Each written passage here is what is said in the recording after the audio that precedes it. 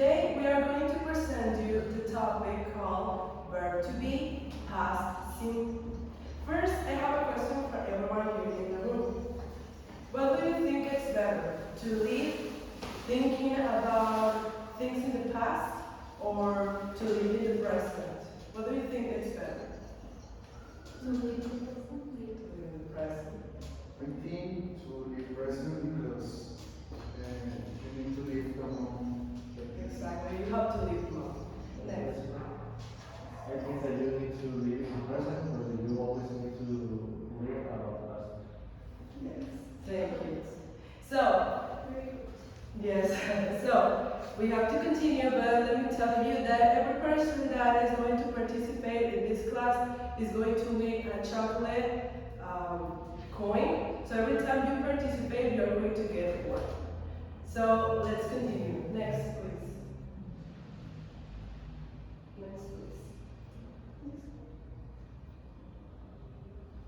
So now my classmate Maru is going to give you a little recap of what we are going, of what you have seen and what we are going to see right now in this class. First, we have to know, after we see the topic, we have to know what are the pronouns, the present tense that we are going to teach you, and the regular and irregular verbs, because it's very important to know these topics before we go to the next task. Next, please. Okay, so now we're going to talk about the pronouns. As my classmate Maru said, we have, as you can see, singular and plural nouns. Let me write it right here.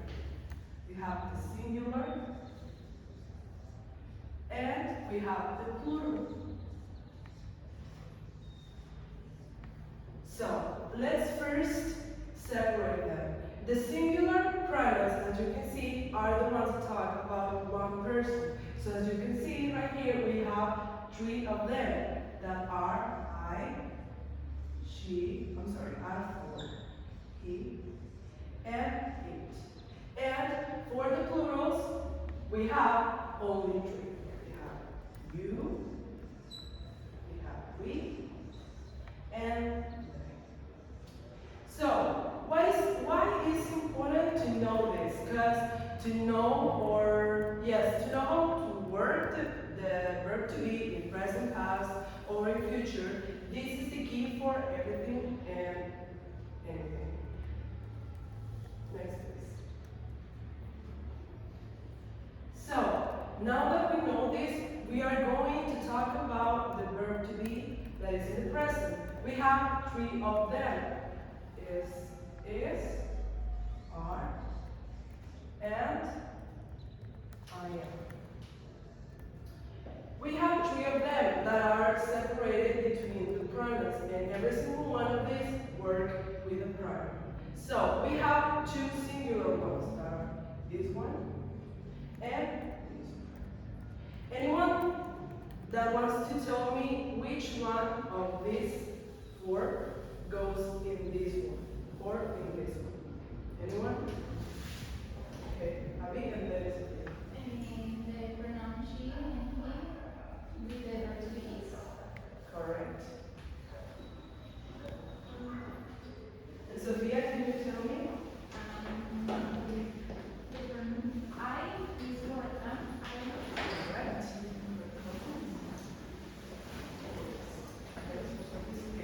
Yes, as they said, there are one of the 4 singular pronouns that go with a different one.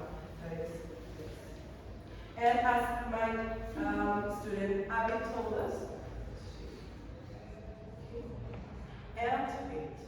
So that left us with the plural pronouns that go with are.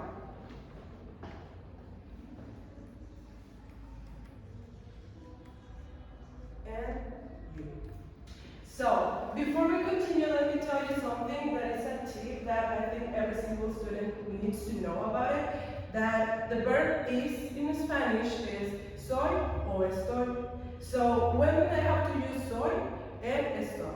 Okay, so when you are talking about situations that are in, I will say, temporal, situaciones temporales, you have to use estoy. An example, it could be, I am happy. Yo estoy feliz. And why? Because you're going to be happy only a little time, a short period. And with is and I am, you can use the same. But what I want to say is that when you are using soy, you are going to use something that is forever. For example, I am Mexican. Yo soy mexicano. So, knowing this, you can adapt this soy and estoy form to each one of this. Now my classmate Maru is going to talk to you about the verbs regulars and irregulars. Okay, so the verbs are the ones, it's important to have them because we make these sentences with them. So there are regular and irregular verbs. The regular verbs are the ones that use, we have, for example, the verb play. This verb is irregular because you have to add ed. So it has played in past. And for example, another like listen, listen. You have to adjust the word ed to make it to past. Listen it and play. In Spanish es yo jugué o escuché. And the another is the regular verb. These verbs change in the past. So these change the whole structure. Like for example, grow. The original verb is grew. Okay. And the another one is think. Grow changed to grew. And think changed to thought. So this is the regular and these are the irregular.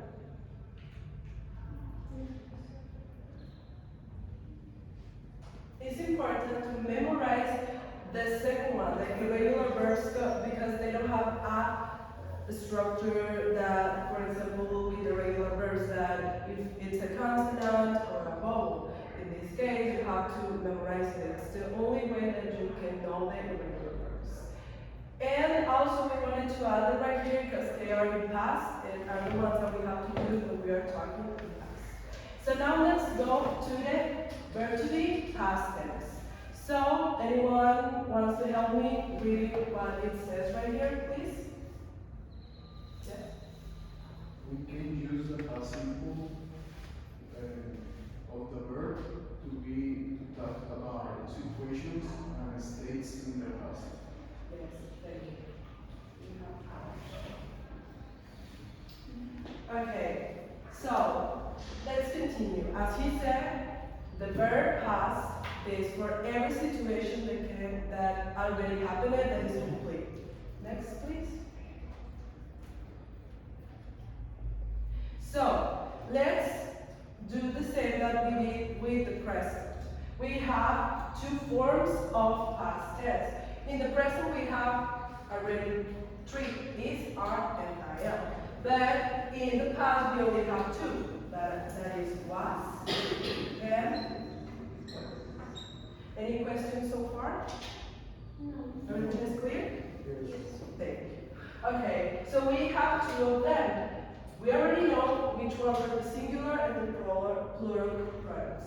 So, the singular form of the verb to be past is was. We put an S here. And the plural is were.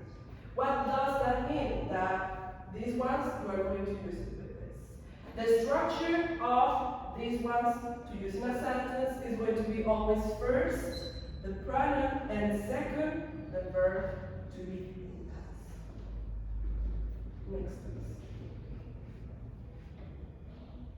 Now, my classmate Maru is going to talk to you about some rules of the past tense. Okay, so in a sentence, when you want to pass the verb to past, it's important that when the verb ends in y, you need to change it to ed. But when it changes to, when it's a verb that ends in a vowel, like e, you have just to add the letter d like this, and you don't have to change it the whole verb. It's over. So an example that we are going to see is the word change. If we want to put it in the past as this ends with a vowel, as Maru said, we are going to do only this. Anyone wants to tell me which one is this? Regular or regular verb? Regular verb.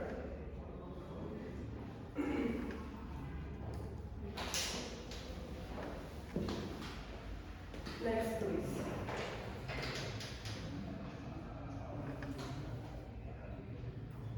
Okay, so now we are going to see the negative form.